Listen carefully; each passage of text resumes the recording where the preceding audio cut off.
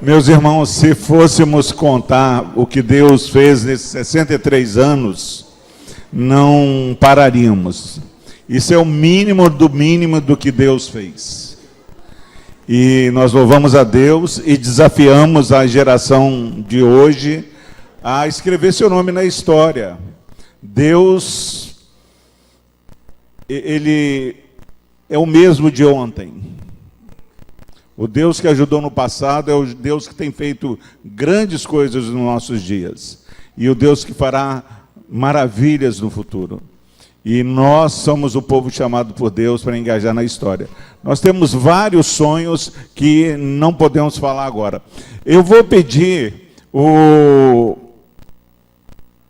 Wesley que ore agradecendo a Deus pelo dízimos, pelas ofertas. Daqui a pouco vai chegar aí. E também agradecendo a Deus pela história da nossa igreja. Pai de amor, em nome de Jesus, eu quero te agradecer os dízimos e ofertas levantados nesta noite. Amém, Jesus. Nesse dia. Quero te pedir, Senhor Deus, que nós, como liderança da igreja, tenhamos a humildade de nos colocarmos nas tuas mãos. Sim, Senhor. Com parcimônia, Senhor. Sim, Senhor. Com misericórdia que tens nos devolvido. Aleluia, Jesus. Eu quero te agradecer também por essa história bonita. Amém, Jesus. Uma história de sofrimento, uma história de alegrias. Mas acima de tudo, Senhor Deus, uma história abençoada por ti. Amém, Jesus. Nós não teríamos chegado até aqui hoje, até agora, se não fosse pela força do teu Santo. Sim, sim. Obrigado, Deus, por todos aqueles que passaram nesta igreja. Todos aqueles que vão passar nesta igreja. Amém, Jesus. Obrigado pela oportunidade que nos dá de estarmos construindo uma história. Sim, Mas sim. daqui a 40 anos, nós também possamos fazer parte dela. E aqueles que ainda estiverem aqui, possam ver os nossos rostos, Senhor Deus, e testemunhar da nossa fé. Ser o Pai conosco, ser com esta igreja, fortalece essa igreja, Deus. Que o teu Santo Espírito nos torne capacitados para o teu trabalho. Amém, Em Jesus. nome de Jesus, Senhor Deus, tenha misericórdia, não leve em consideração os nossos erros. Eu te agradeço e te peço tudo isso em nome de Jesus, nosso Senhor, nosso Salvador. Amém. O Salmo 78, versículos 3 e 4 diz o seguinte: o que ouvimos e aprendemos, o que nos contaram nossos pais, não encobriremos a seus filhos. Contaremos à vindoura geração os louvores do Senhor e o seu poder e as maravilhas que ele fez. O que nós acabamos de ouvir agora é a expressão do que o salmista fala. Chamar as crianças que venham aqui à frente, nós estaremos orando por suas vidas.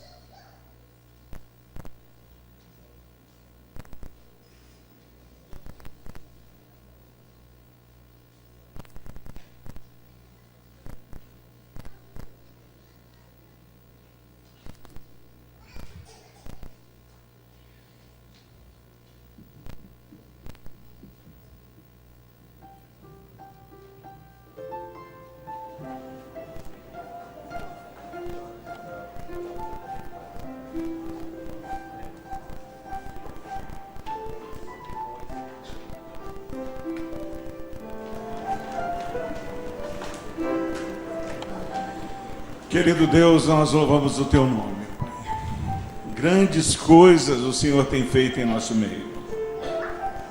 Pai, que o Senhor continue, Pai, abrindo os nossos olhos, para que possamos contemplar as maravilhas, ó Pai, que o Senhor tem operado, Pai, na vida da tua igreja.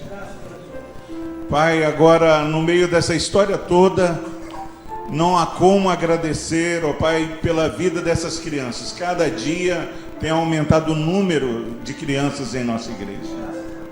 Receba a nossa gratidão, ó Pai. Pai, obrigado pelos pais que têm facilitado o acesso das crianças que não são nossas, mas do Senhor. Pai, que o Senhor continue abençoando suas vidas. Pai, que o Senhor continue usando com poder e graça os professores, os pais, todos aqueles que se relacionam com essas crianças. Pai, que relacionem, ó Pai, abençoando suas vidas, ó Pai. sendo exemplo de como viver o Evangelho. Pai, fala ao coração dessas crianças, ó Pai. Ministra aos corações dessas crianças e ao nosso coração, Pai. Usa os professores, usa o nosso irmão Allen Filho nesta noite com poder e graça, ó Pai. Pai, que Teu Santo Espírito trabalhe em nosso meio. Obrigado por todos que estão aqui. Seja com aqueles que estão viajando, ó Pai, estão nas estradas, ó Pai, que eles sejam guardados pelo Teu poder. Por Cristo Jesus, ó Deus, nós oramos e agradecemos. Escutando, pois Jesus nos fala, escutando para obedecer, passo a passo, pois Jesus marchando, Ele é quem vai nos defender.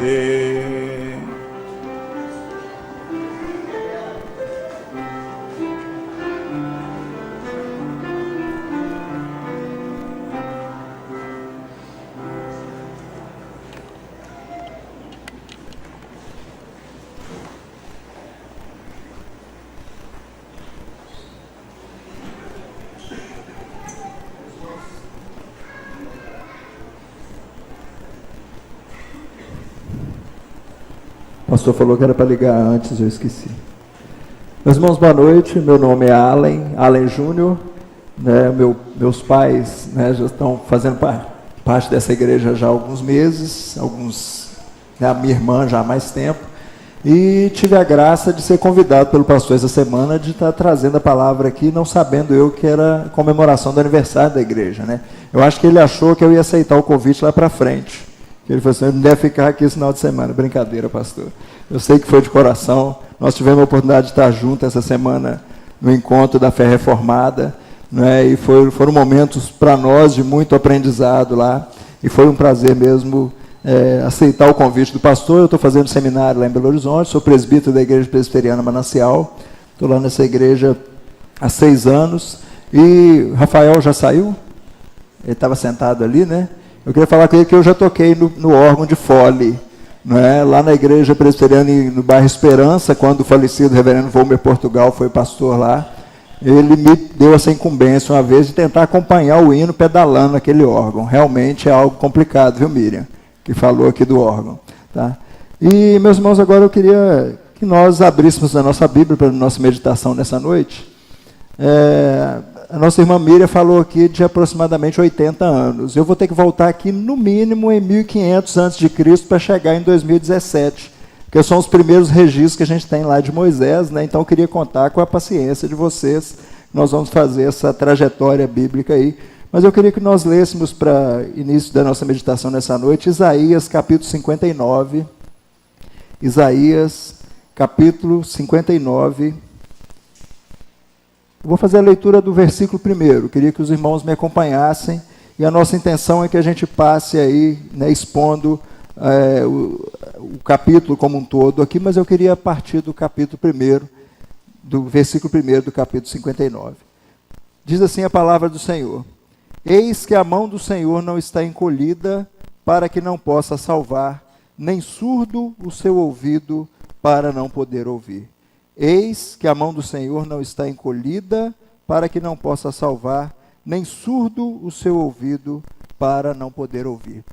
É interessante quando a gente olha para trás e vê os registros, né, como nós vimos aqui dos 63 anos dessa igreja. E a gente vê momentos de felicidade, momentos de alegria, momentos onde nós podemos nos alegrar e sorrir por momentos bons que tivemos, mas nas entrelinhas nós vimos também que existiram momentos que não foram tão fáceis de passar por eles. E na história do povo de Israel não foi diferente. E quando a gente chega aqui na altura do capítulo 59, né, dessa parte aqui do capítulo de Isaías, nós estamos vendo aqui um povo que alguns já haviam regressado do cativeiro, e as instruções de Deus através do profeta Isaías para o seu povo aqui, era que aquele povo buscasse justiça, buscasse direito, buscasse a santidade, buscasse viver uma vida santa diante de Deus. E nós vamos ver no decorrer do capítulo aqui que as coisas não caminhavam bem lá no meio do povo de Deus. Mas o que me chama a atenção no capítulo 59 de Isaías é que Isaías, né, inspirado aqui pelo Espírito Santo e sendo a boca de Deus aqui no seu povo, ele não começa o capítulo com uma dúvida, ele não começa o capítulo, às vezes, com um espanto diante de alguma coisa, ele começa esse capítulo com uma afirmação. Ele começa esse capítulo dizendo o seguinte: olha, a mão do Senhor não está encolhida para que não possa salvar. Ele não coloca dúvidas em relação a isso. O ouvido do Senhor, nem o surdo do seu ouvido, para que não possa ouvir. É interessante isso porque eu acho que a primeira coisa que nós devemos entender, e aí os reformadores, quando nós olhamos, por exemplo, para a história de Calvino, para os escritos de Calvino, ele vai falar que quanto mais nós conhecermos a Deus, mais nós vamos conhecer quem somos. Quanto mais nós soubermos quem Deus é, o que Ele faz, como Ele trabalha, mais nós saberemos quão pequeno nós somos, quão miseráveis somos diante desse Deus tão grande. Isaías começa aqui com essa afirmação, e ele podia falar isso porque quando nós, como eu disse, quando a gente olha para a história do povo de Israel, a gente vê, por exemplo, em Deuteronômio 5,15, Deus agindo ali na vida do seu povo, na vida do povo de Israel. Deuteronômio 5, versículo 15, eu queria ler o versículo aqui com os irmãos, diz o seguinte: porque te lembrarás que foste servo na terra do Egito, e que o Senhor, teu Deus, te tirou dali com mão poderosa e braço estendido, pelo que o Senhor, teu Deus, te ordenou que guardasse o dia de sábado. E ele vai falando de outros mandamentos ali. O braço forte do Senhor havia libertado o povo de Israel do cativeiro do Egito.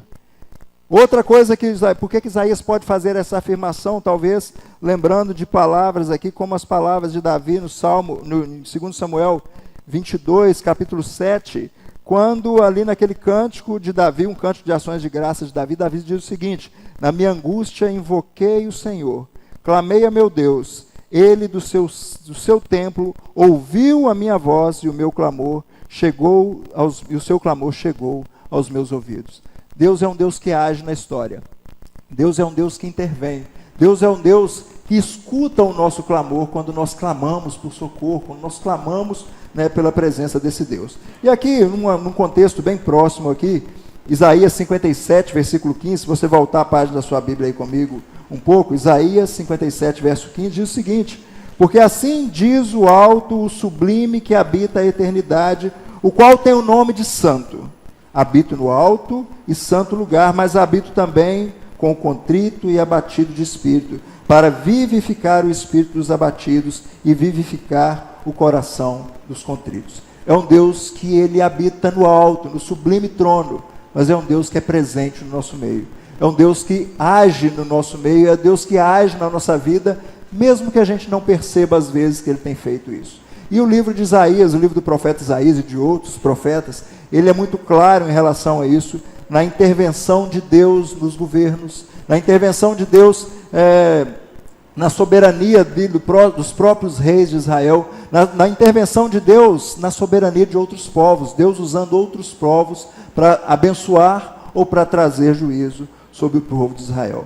Mas aí a gente pergunta: por quê? Quais são os motivos que o povo de Israel nessa época percebia ou não conseguia perceber que Deus, a mão de Deus, o ouvido de Deus, o braço de Deus não estava sendo propício a eles? E aí o profeta, ele começa a nos explicar isso aqui e usa aqui o mas. Olha, apesar de Deus, do braço dele não estar encolhido, apesar de Deus não ser surdo, existe algo que nos separa de Deus. Existe algo que está causando a nossa separação, o nosso distanciamento de Deus. Ele fala isso aqui no verso 22, e ele fala das nossas iniquidades e dos nossos pecados, falando que as nossas iniquidades, elas nos separam de Deus, e os nossos pecados fazem com que Deus encubra o seu rosto de nós. Meus irmãos, é importante nós entendermos esse atributo de Deus. Deus é um Deus santo. Deus é um Deus que não se mistura com a iniquidade. Deus é um Deus que ele, além de ser santo, ele separa alguns e santifica alguns para a glória dele mesmo. E ele fez isso com a nação de Israel. Ele faz isso com Israel para nos mostrar que ele faz isso com a igreja de Deus também, e com pessoas ainda hoje, 2017, na Igreja Presbiteriana de Vila Velha, ele continua separando pessoas para a glória dele. Mas essas pessoas têm que ter uma característica. 1 Pedro, capítulo 1, verso 16, e aí repetindo algumas coisas, né, que já estavam registradas na Bíblia, lá em Levítico, por exemplo, Levítico capítulo 19, versículo 2, lá em Pedro diz o seguinte: sede santos, porque está escrito, sede santos, porque eu sou santo. Levítico 19, versículo 2 diz o seguinte: fala a toda a congregação dos filhos de Israel e diz-lhes: santos sereis, porque eu, o Senhor vosso Deus, sou santo. O que causa a nossa separação de Deus é o nosso pecado, é a nossa iniquidade, é a nossa transgressão, porque Deus não suporta lidar com essas coisas.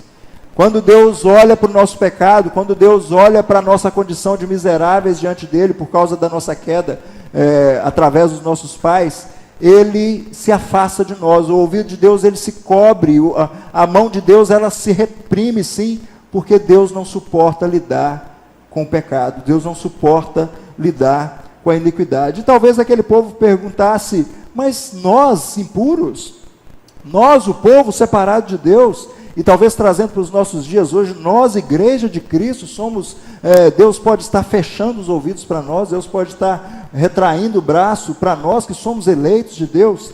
E aí, para nossa alegria, para o nosso contentamento, para a nossa percepção de quem somos diante de Deus, Deus nos deixa claro quem somos. Depois que ele fala que ele é santo, que ele não se mistura com a iniquidade, que ele não se mistura com o pecado, que ele é um Deus soberano, que ele é um Deus que está distante no sentido de morar num local onde nós não habitamos, mas ele está presente no nosso meio também.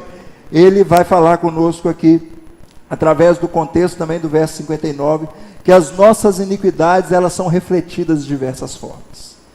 E o texto é pesado, um texto que começa falando afirmando que o braço de Deus não se retrai, que o ouvido de Deus, né, não está fechado para nós. Ele começa a falar aqui a partir do verso 3, no verso 4, verso 5, até o verso 9, ele vai falar de iniquidades que são refletidas nas nossas ações, nos nossos pensamentos, na nossa forma de agir. E aí, verso 56, eu queria destacar uma primeira iniquidade aqui, que é um contexto do versículo do capítulo 19. A liderança do povo de Israel era uma liderança que estava corrompida. E aí, quando eu falo liderança, era a liderança religiosa do povo de Israel. E o termo que o profeta usa aqui são os pastores, os atalaias, aqueles que deveriam anunciar a palavra de Deus, que deveriam anunciar as verdades de Deus, que deveriam mostrar que aquele Deus é santo no meio do povo. Eles estavam corrompidos. E olha o que diz Isaías 56, do verso 10 ao verso 12. Os seus atalaias são cegos, nada sabem, todos são cães mudos, não podem ladrar, sonhadores preguiçosos gostam de dormir. Tais cães são gulosos, nunca se fartam, são pastores que nada compreendem, e todos se tornam para o seu caminho, cada um para a sua ganância, todos sem exceção. Vinde, dizem eles, trarei vinho e nos encharcaremos de bebida forte. O dia de amanhã será como este, e ainda maior e mais famoso. Eram líderes insensatos. Trazendo para os nossos dias, meus irmãos, nós precisamos de dar glórias e graças a Deus pelos pastores fiéis que nós temos. Temos muitos pastores que ainda se debruçam na palavra de Deus, acreditam na palavra de Deus, pregam palavra de Deus como palavra de Deus.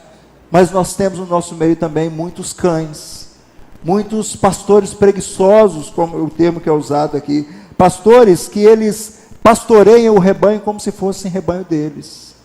Isso, meus irmãos, traz estrago para o povo de Deus. É interessante quando nós observamos a história do povo de Israel e dos reis de Israel, dos líderes de Israel. Quando o líder ia bem, o povo ia bem. Quando o líder ia mal, o povo ia mal. Quando o líder era fiel, o povo era fiel. Quando o líder era infiel, o povo era infiel. Oremos a Deus, para que Ele continue mantendo no nosso meio pastores fiéis à palavra de Deus. Quando Deus, não vou lembrar aqui agora qual o autor que escreveu, mas quando Deus, Ele quer abençoar ou amaldiçoar uma igreja, Ele usa o púlpito dessa igreja. É daqui que às vezes a igreja ela sai do caminho, porque é daqui que os pastores ensinam o rebanho, é daqui que os pastores trazem conhecimento para o rebanho. Se esse conhecimento ele vem da palavra de Deus, louvado seja Deus por isso.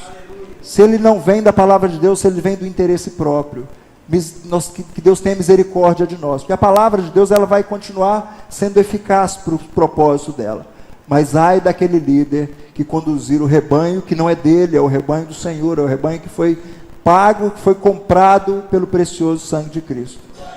Que Deus tenha misericórdia desses líderes. E aí uma das coisas das nossas orações hoje em dia, deve ser pela liderança das nossas igrejas. Para que essa igreja continue, enquanto Cristo voltar, mais 80, mais um ano, mais um dia, que Cristo volte logo, né? Mas que Deus continue mantendo aqui homens que sejam fiéis às Escrituras.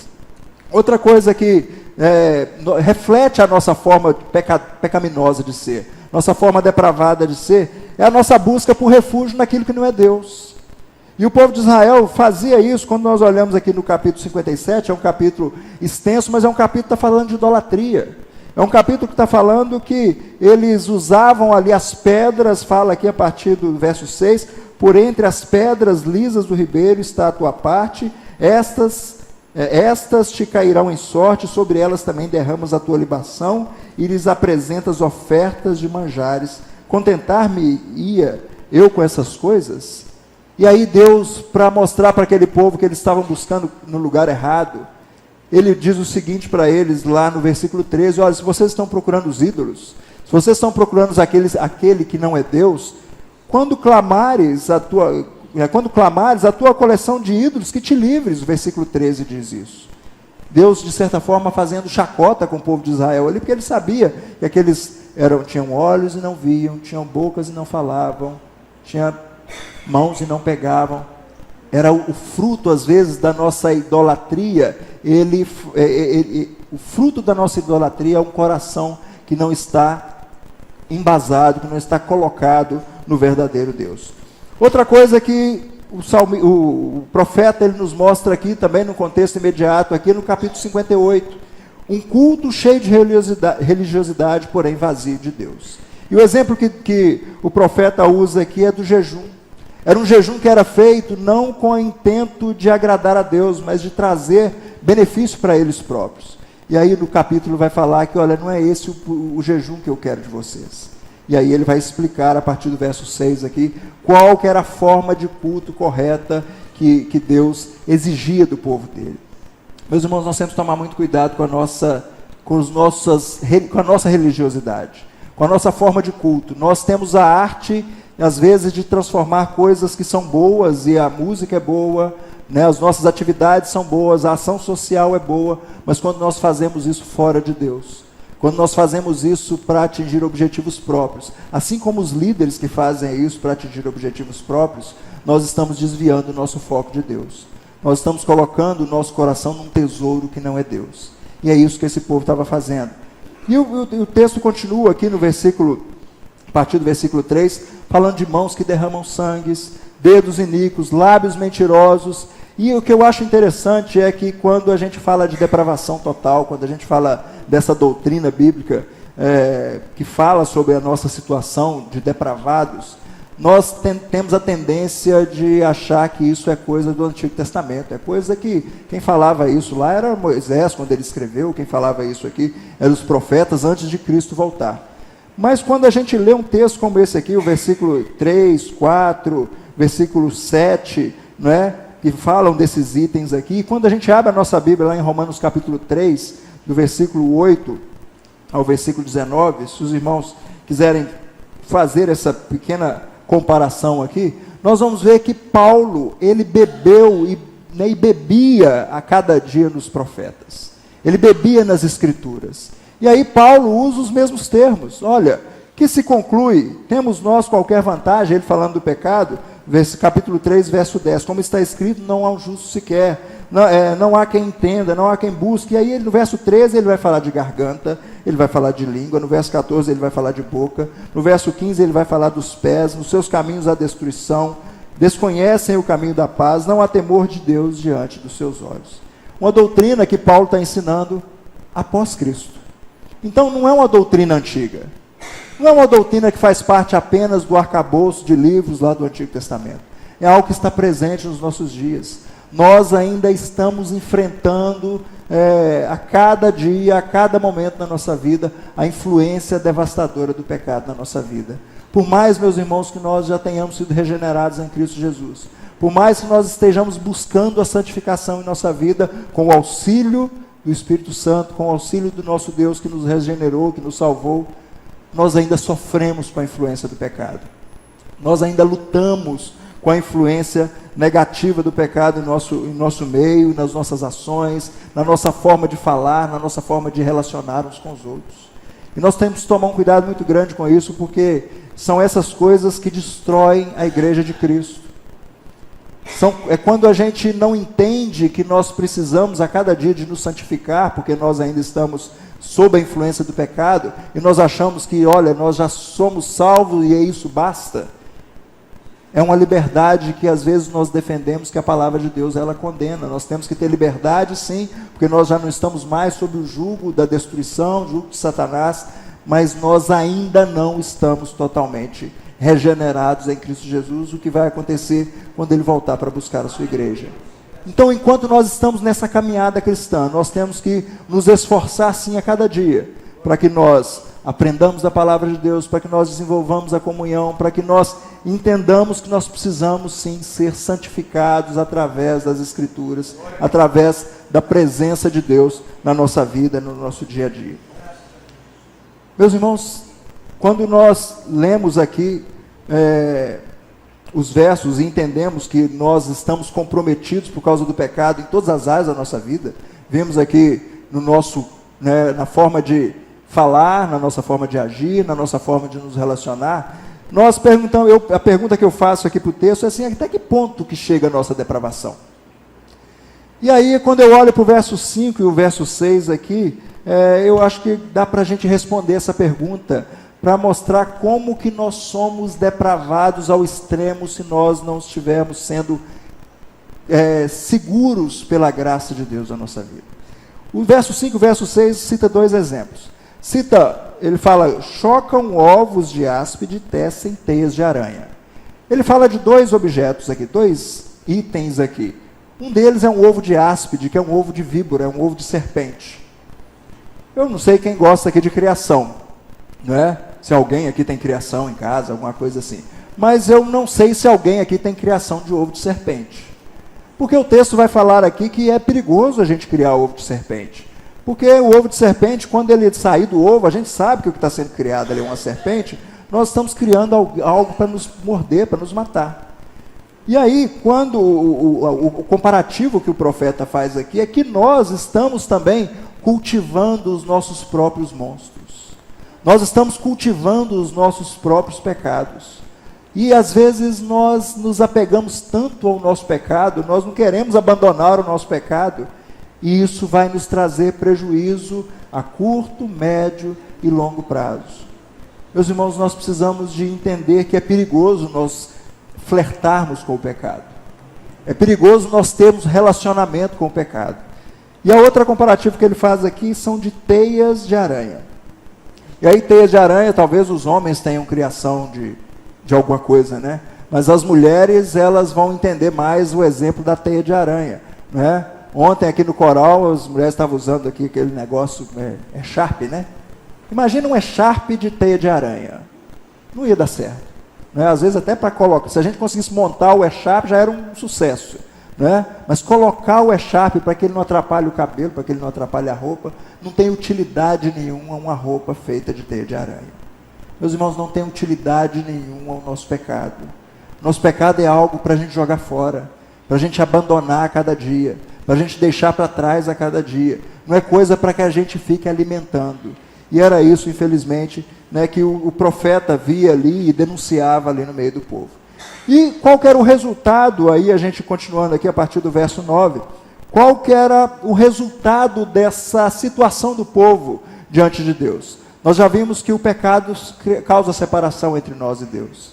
Nós já vimos que nós somos manchados em todas as nossas ações, em todos os nossos pensamentos, porque nós fomos corrompidos pelo pecado dos nossos pais. Então, aquilo que nós fazemos nos compromete, aquilo que nós falamos é comprometido, porque estamos manchados pelo pecado. Mas qual que é o resultado dessa depravação na nossa vida? E aí, quando eu falo na nossa vida pessoal e na nossa vida coletiva, enquanto igreja de Cristo.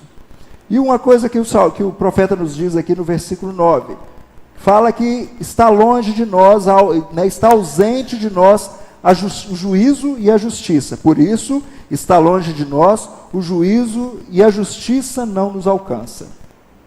A primeira coisa que o pecado faz conosco é isso. É tampar a nossa visão para aquilo que é o correto, para aquilo que é justo, para aquilo que é certo, para aquilo que deve ser feito, para aquilo que precisa ser feito.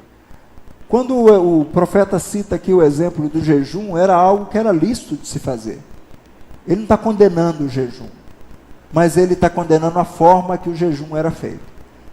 Quando Saul, ele é reprimido ali por Samuel, quando ele oferece um sacrifício que não era para que ele oferecesse, ele estava inventando uma forma de, ele falou assim, olha, se Samuel faz, por que eu não posso? Ele não chegou ainda. Mas quando Samuel chega, ele, né, chama a atenção dele e tem uma palavrinha básica ali que nós temos que levar para a nossa vida inteira. Ele fala assim, olha, obedecer é melhor do que sacrificar. A obediência a Deus, de fazermos como Ele requer de nós, é melhor do que nós simplesmente fazermos as coisas. O nosso culto a Deus, ele deve ser feito de acordo com a vontade de Deus. Para que ele seja agradável a Deus, ele tem que ser prestado a Deus através de Cristo Jesus. Nós não podemos oferecer um culto a Deus na nossa cabeça, porque nós já vimos que nós somos manchados pelo pecado, somos manchados, né, pela influência do pecado na nossa vida. Outra coisa que o verso 9 nos diz que traz para nós essa nossa situação de pecadores, são trevas. Esperamos pela luz e eis que há só trevas pelo resplendor, mas andamos na escuridão. Meus irmãos, quando nós fugimos da palavra de Deus, que deve ser, como o salmista diz, lâmpada para os nossos pés, luz para o nosso caminho. Quando nós deixamos de olhar para ela, entendendo que Cristo é a nossa luz, é a luz que veio ao mundo, o que vai acontecer ao nosso redor, infelizmente, será trevas. Nós vamos andar por caminhos onde nós não estamos vendo por onde estamos passando, porque a luz de Deus não está ali. Então, esperamos por uma coisa, mas vem outra. Mas é certo, se nós esperamos por luz, mas não estamos buscando essa luz, é fato que nós não vamos encontrar luz. Então, a nossa distância de Deus, o resultado da nossa depravação de Deus, nos leva a não exercer a justiça da forma correta, a não agirmos diante de Deus de forma obediente, e nos leva também a trevas, a um caminho onde haverá escuridão. E para mim um exemplo muito clássico disso, e aí vocês vão perceber que eu já falei de Romanos 3, vou falar agora de Romanos 1, Isaías e Romanos, eles andam um do lado do outro. Um exemplo para mim claro que Paulo nos mostra de que ponto nós podemos chegar quando nós abandonamos a Deus, é Romanos 1, de 18 a 32, quando Deus nos entrega as nossas próprias cobiças, quando Deus nos entrega aquilo que nós gostaríamos de fazer, e ali nós vamos ver idolatria, nós vamos ver adultério, nós vamos ver prostituição, nós vamos ver pecados que às vezes as pessoas que estão ao nosso lado nem imaginam que nós estamos cometendo, que são pecados que são cometidos no nosso coração, na nossa mente, longe do nosso irmão. Está lá, lê a lista depois lá, Romanos 1, de 18 a 32, e nós vamos entender o que acontece conosco quando nós não buscamos a luz, não buscamos a verdadeira luz, que é Cristo. Outra coisa que nos traz no verso 9 aqui, já que nós estamos falando de luz, de escuridão, fala que nós nos tornamos cegos, como se nós estivéssemos apalpando sem saber para onde ir, como se nós estivéssemos perdidos num labirinto, né, sem saber qual que é o caminho de saída dali. Apalpamos as paredes como cegos, sim, como os que não têm olhos, andamos apalpando, tropeçando ao meio-dia, como as trevas entre os robustos, somos como mortos. Mais uma vez nos lembra Paulo, Efésios 2, nós estávamos mortos nos nossos delitos e pecados. Sem a direção do nosso Deus, sem a luz que endireita nosso caminho, a nossa situação é situação de mortos, sim. E aí ele continua falando no verso 11 que isso traz sofrimento, isso traz frustração, isso traz desesperança, E aí eu falo isso porque ele usa alguns exemplos aqui, como gemidos, bramados, né, aqui de ursos, gemidos de pombas, porque nós esperamos o juízo e não há.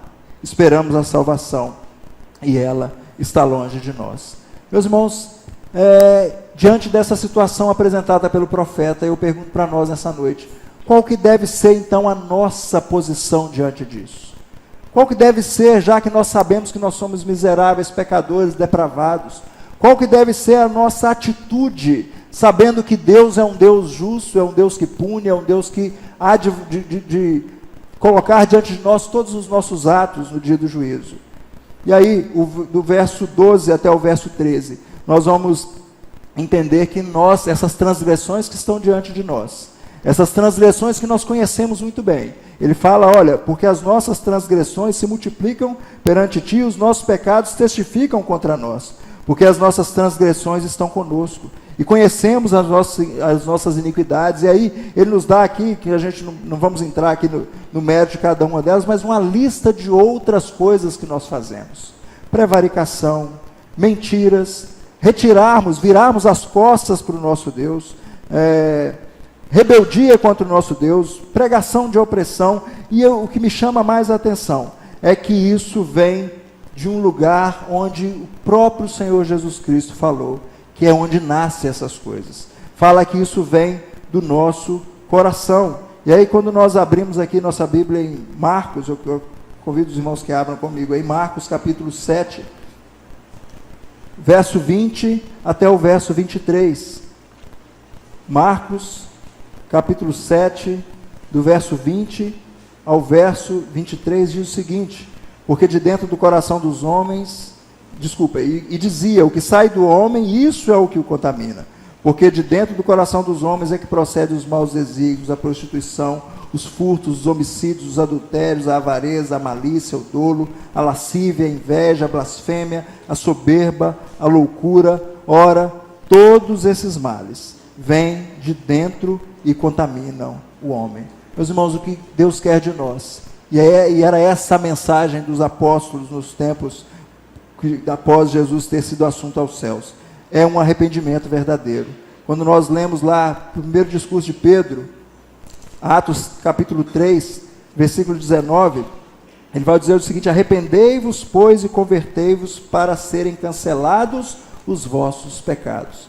O que a Bíblia requer de nós é arrependimento. O que a Bíblia requer de nós é reconhecimento de que nós somos depravados diante de Deus. É isso que a palavra de Deus requer de nós. Agora, meus irmãos, é algo que não é simples de pregar hoje em dia. Hoje em dia é complicado falar de pecado. Mas aí eu queria até me corrigir, não é só hoje em dia. Depois que Pedro falou isso aqui, ele foi preso. Depois que ele virou para eles e falou assim: arrependei-vos e convertei-vos para serem cancelados os vossos pecados. Ele foi para a prisão. E aí, quando a gente vai um pouquinho para frente aqui, eu vou ler só o final da defesa de Estevão, que era um diácono, era um homem cheio do Espírito Santo, era um homem que testemunhou do Senhor ali diante daqueles homens que precisavam ouvir a verdade do Evangelho. Ele termina assim o discurso dele ali, a defesa dele, Atos 7, 51 e 52. Homens de dura cerviz e incircuncisos de coração e de ouvidos, vós sempre resistis ao Espírito Santo. Assim como fizeram vossos pais, também vós o fazeis. Qual dos profetas vossos pais não perseguiram? Eles mataram os que anteriormente de vós anunciavam a vinda do justo, do qual vós agora vos tornastes traidores e assassinos. Eu creio que todos aqui sabem o fim de Estevão. Depois disso aqui, ele foi apedrejado ali diante dos seus algozes. Ele viu a glória do céu, mas ele foi incisivo no que aqueles homens precisavam de fazer. Olha, vocês fizeram como vossos pais, vocês negaram o justo. E aí, quando nós olhamos para o exemplo aqui do capítulo 59 de Isaías, nós vamos ver que a justiça estava longe. A justiça já não andava mais no meio deles. A iniquidade deles era tamanha que fala aqui no verso 14, que o direito sumiu, a justiça sumiu, não havia mais ninguém que fizesse coisa íntegra, a retidão sumiu, a verdade andava tropeçando pela praça, os justos que tinham na região ainda, que ainda existiam ali, eram desprezados. Meus irmãos, o que está acontecendo nos nossos dias? E aí pensando em nós como cristãos e como igreja, a justiça sumiu, o direito sumiu, a verdade anda tropeçando pela praça, a verdade já não existe mais, ela sumiu. E aqueles que defendem a verdade, principalmente a verdade do Evangelho, eles são motivo de chacota. Eles são motivos de... Hoje nós não somos apedrejados, às vezes, fisicamente. Mas nós somos apedrejados de diversas maneiras, quando nós somos fiéis, igual esses homens foram diante de Deus. E aí, parece que isso tudo contrasta com o que nós lemos no versículo 1. Vamos voltar ao versículo 1? Eis que a mão do Senhor não está encolhida para que não possa salvar, nem surdo o seu ouvido para que não possa ouvir. Meus irmãos, mas quando nós chegamos aqui no versículo 15, a parte B do versículo 15, a gente vê uma reviravolta no texto do profeta Isaías. Nós vamos ver agora que diante de toda essa calamidade, diante de toda essa situação depravada que nós vivemos, que aquele povo vivia e que os nossos dias também, infelizmente, vivem, porque nós vamos sofrer com isso até que Cristo volte. O texto diz o seguinte, na parte B do versículo 15: o Senhor viu isso e desaprovou o não haver justiça. O Senhor vê e não se agrada do que vê. E o verso 16 fala, ele complementa que o Senhor viu isso e viu que não havia na terra nenhum homem íntegro. Mais uma vez Paulo, ecoando lá no Novo Testamento, lá em Romanos 3,10, diz que não há um justo nenhum sequer. Não havia um intercessor, é o que a palavra aqui fala, não havia ajudador algum, não havia nenhum homem íntegro. E tem uma outra tradução que diz que ninguém se apresentou para ajudar. Meus irmãos, ninguém se apresentou para ajudar porque ninguém tinha competência para resolver o problema da nação de Israel. Ninguém tinha competência para resolver o nosso problema de separação nossa de Deus. Ninguém, humanamente falando, tinha competência para isso. E aí, nós vamos ver aqui o que Deus faz.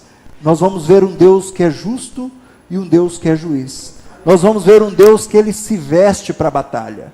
E aí, mais uma vez, Paulo falando no Novo Testamento para nós cristãos, que nós devemos vestir o capacete, a couraça da justiça, o capacete da salvação, lá em Efésios 6, a partir do verso 10. Aqui nós vamos ver que o próprio Deus se veste para a guerra. Versículo 16, pelo que o seu próprio braço lhe trouxe a salvação e a sua própria justiça o susteve. Verso 17, vestiu-se de justiça como de uma couraça, pôs o capacete da salvação na cabeça, pôs sobre si a vestidura de vingança e se cobriu de zelo como de um manto. E aí, meus irmãos, Deus, ele se veste como um vingador. E o verso 18 e 19, ele fala que Deus vem para trazer juízo. Deus vem para trazer juízo contra os seus adversários. Deus vem para nos julgar segundo as nossas obras. Deus, ele não vai fazer isso apenas para um ou outro, ele vai fazer isso para todos, porque o versículo 19 aqui diz que temerão, pois, o nome do Senhor desde o poente e a sua glória desde o nascente do sol, pois virá como torrente impetuosa, impelida pelo Espírito do Senhor. Eu procurei aqui entender essa palavra aqui, torrente impetuosa. E aí na minha Bíblia eu até escrevi aqui a palavrinha para tentar explicar para vocês como que vai ser mais ou menos a vinda do Senhor. Jesus, ele falou bastante lá de como vai ser a vinda, no piscar dos olhos e tal, mas às vezes a gente não entende muito bem que não vai dar para correr da vinda do Senhor.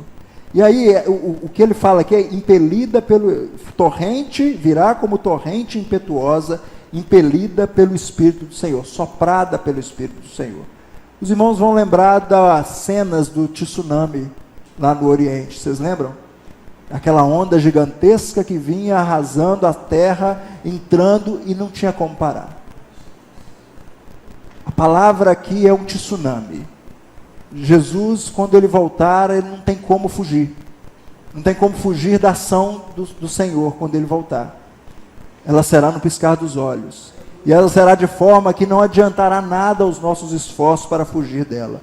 Mas, meus irmãos, uma coisa a gente pode, de certa forma, ficar tranquilos nós que fomos resgatados, fomos salvos, fomos redimidos pelo Senhor Jesus. No meio todo esse ambiente aqui de justiça, de julgamento, de buscar as nossas obras, como está escrito, de colocar as nossas obras a limpo, como está lá em Apocalipse 20, versículo 11 até o versículo 15 aqui, o verso 20 em diante nos fala de um redentor, nos fala de um resgatador. E aqui, meus irmãos, até aqui nós vimos que Deus, ele se fez o justo, e agora que ele nos manda o justificador. Deus se veste para a batalha, e Deus, ele mesmo manda a solução para o problema, que é esse redentor que virá de Sião. Veio para os judeus, como nós lemos lá no verso, lá em João, capítulo 1, veio para os seus, mas os seus não receberam. Mas todos aqueles que o receberam, deu-lhes o poder de serem feitos filhos de Deus, a saber, aqueles que creem o seu nome. Jesus vem como cumprimento da promessa, como eu disse, registrada por Moisés, lá em Gênesis, capítulo 3, versículo 15. Aquele que viria para pisar a cabeça da serpente. É esse o Jesus que vem como nosso Redentor, como nosso resgatador. Veio em mundo mau, veio para ser o servo sofredor, que o próprio Isaías já havia relatado aqui no capítulo 53 do livro de Isaías. E eu queria terminar com o verso 21. Eu queria que você abrisse sua Bíblia comigo aí e acompanhasse a nossa conclusão aqui no verso 21. O verso 21, voltando lá no capítulo 1. O Deus, eis que a mão do Senhor não está encolhida para que não possa salvar. A gente viu que ele agiu, ele se vestiu para a batalha, ele vem vingar por nós. O seu ouvido, nem surdo o seu ouvido para não poder ouvir. O Deus que ouviu o clamor daquele povo, que ouviu o arrependimento daquele povo, ele vem para ser o justo e o justificador. E o verso 21, até aqui nós vemos Isaías falando, claro, falando as palavras de Deus. Mas me chama a atenção no verso 21, que fala o Senhor: quanto a mim, esta é a minha aliança com eles, diz o Senhor. Quem está falando aqui agora é o Deus que age, o Deus que ouve, agora ele fala. O Deus que ouve e age, agora ele fala, diz o Senhor: o meu espírito está sobre ti, e as minhas palavras que pus na tua boca não se apartarão dela, nem da dos teus filhos, nem da dos filhos dos teus filhos, não se apartarão desde agora e para todo sempre, diz o Senhor. João capítulo 14. Abra comigo sua Bíblia para a gente ver 3 pequenos pontos aqui nesse versículo, que mostra que esse Deus que age, esse Deus que ouve, é um Deus que ele nos guarda até que ele volte. E ele fala isso nos garantindo, a primeira coisa que ele nos garante é o seguinte, João 14, verso 16 e 17, Jesus falando: e eu rogarei ao Pai, e ele vos dará outro Consolador, a fim de que esteja para sempre convosco, o Espírito da verdade, que o mundo não pode receber, porque não o vê, nem o conhece. Vós o conheceis, porque ele habita convosco e estará em vós. Aleluia. Jesus, quando ele é assunto aos céus, ele fala que ele ia clamar ao Pai e o Pai mandaria o Consolador. E esse Consolador é o mesmo Consolador que estava desde antes da fundação do mundo, com o Pai, com o Filho e ele, o Espírito Santo, criando todas as coisas. Cada um no seu papel. Mas é esse Consolador que agora fala que ele habita convosco e ele agora estará em vós. É o Espírito Santo que habita em nós hoje, que nos garante, que nos sela para o dia da vinda do Senhor. É Ele que nos garante que quando Cristo voltar, seja como um tsunami, seja como for, nós estaremos preservados da mão de Deus, porque o Senhor preserva aqueles que são seus. Por mais que passemos por provações, por mais que passemos por problemas, esses problemas vão nos levar a ter perseverança, vão nos levar a ter esperança, porque nós sabemos em quem temos crido. E quem testifica no nosso coração a quem temos crido é esse Espírito Santo. Faz parte dessa aliança que Deus estabelece com o seu povo aqui no verso 21. Segunda coisa, o meu Espírito que está sobre ti, e as minhas palavras que pus na tua boca não se apartarão dela. 1 Coríntios capítulo 15.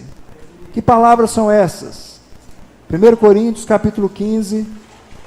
vai falar de algo interessante aqui para nós, e que eu queria tirar daqui dessa porção da Escritura, é o seguinte: o evangelho que vos anunciei. Irmãos, venho lembrar-vos o evangelho que vos anunciei, o qual recebeste e no qual ainda perseverais. E aí Paulo vai falar que evangelho é esse. Por ele também sois salvos, se retiverdes a palavra tal como vou-la preguei, a menos que tenha escrito em vão. Antes de tudo, entreguei o que também recebi, que Cristo morreu pelos nossos pecados. Esse é o evangelho. A boa nova da salvação é que Cristo morreu pelos nossos pecados, segundo as Escrituras. Que Cristo foi sepultado e ressuscitou ao terceiro dia, segundo as Escrituras, e ele vai falar das testemunhas que viram Cristo ressurreto. Por que eu quis trazer aqui essa palavra? A boa nova do Evangelho é essa: nós fomos salvos dos nossos pecados através da morte de Cristo. Mas Cristo não ficou morto, ele ressurgiu dos mortos. E o texto vai continuar falando que se nós não acreditarmos na ressurreição de Cristo, é vã a nossa fé. E os nossos pecados ainda não foram perdoados.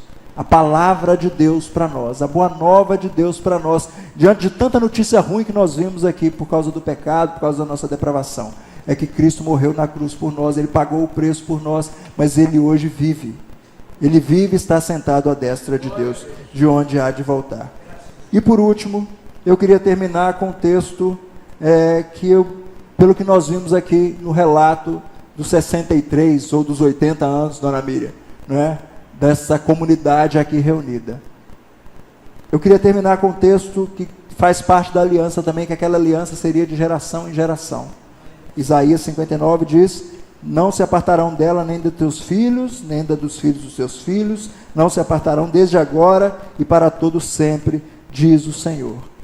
Eu queria terminar com Mateus 28, verso 18 a 20. É um texto que vai falar da grande comissão. É um texto que vai falar qual que é o papel da igreja nos dias de hoje. Já era nos dias de Jesus, mas muito mais agora nos dias de hoje, quanto mais o dia se aproxima. Jesus, aproximando, falou-lhes, dizendo: toda autoridade me foi dada no céu e na terra. Ide, portanto, fazei discípulos de todas as nações, batizando-os em nome do Pai, do Filho e do Espírito Santo, ensinando-os a guardar todas as coisas que vos tenho ordenado. E aí ele termina de forma maravilhosa. Ele termina de forma que nos consola ainda mais, e que nos dá a certeza de que nós devemos continuar fazendo o que estamos fazendo, seja por 63, por 80, por 100, por quantos anos mais o Senhor nos for servido no lugar onde nós estivermos. E eis que estou convosco todos os dias até a consumação dos séculos. As promessas do Senhor, elas são verdadeiras, porque Ele é um Deus que não mente, Ele é um Deus fiel, Ele é um Deus que quando Ele promete, Ele cumpre. Eu falo isso com os meus filhos: quando Deus promete, Deus cumpre.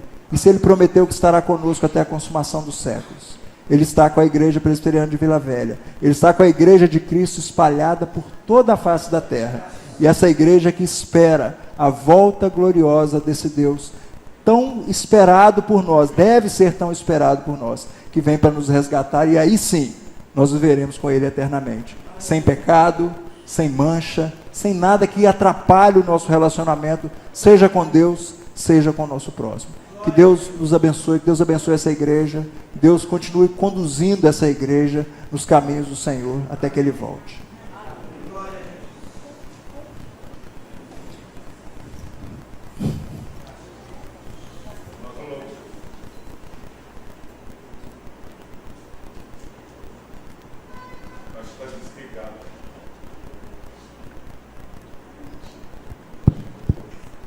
Nós louvamos a Deus por essa palavra tão abençoada. Começa com a palavra dura, mas termina com a boa notícia. Nós muitas vezes temos perdido bênçãos sem medidas porque não esperamos contar a história toda. Que possamos ter a certeza de que essa história ela terminará com vinde benditos do meu Pai. Essa é a palavra de Deus para nós. Que nós, os nossos filhos, possamos nos apegar à palavra que Deus tem ministrado aos nossos corações. Eu convido os irmãos a se colocarem de pé, pedir ao pastor Daniel que nos eleve a Deus em oração, agradecendo a Deus pela mensagem e pelo culto que tivemos a oportunidade de prestar ao Senhor. Logo após estaremos impetrando a bênção e cantando o tríplice amém. Deus, nosso Pai, nós te agradecemos porque tivemos o privilégio de estar na sua casa nesta noite. Aleluia! Onde, Deus, pudemos nos alimentar na tua palavra, nos deleitar, ó Deus, na mensagem do Senhor para os nossos corações. Obrigado, meu Deus. Continue com a tua boa mão sobre a nossa vida. Aleluia. Porque o Senhor é o Deus que cuida, o Senhor é o Deus que avisa, o Senhor é o Deus que faz. Muito obrigado, Deus, pelo que o Senhor tem feito na vida de cada um membro desta igreja, na vida dessa igreja, ó Deus, nas vidas das pessoas que congregam aqui, Deus. São 63 anos de organização e de bênção, de crescimento do teu reino. Muito obrigado, Deus. Obrigado pela vida do Allen, que ministrou os nossos corações nessa noite. Cubra de bênção a vida dele e de sua família. É a nossa oração em nome do Senhor Jesus. Amém. Amém. Que a graça do nosso Senhor e Salvador Jesus Cristo, o amor de Deus, nosso eterno Pai, a comunhão e as consolações do Divino Espírito sejam sobre vós, sobre vossas famílias e sobre todo o povo de Deus, espalhados sobre a face da terra, desde agora e para todo sempre.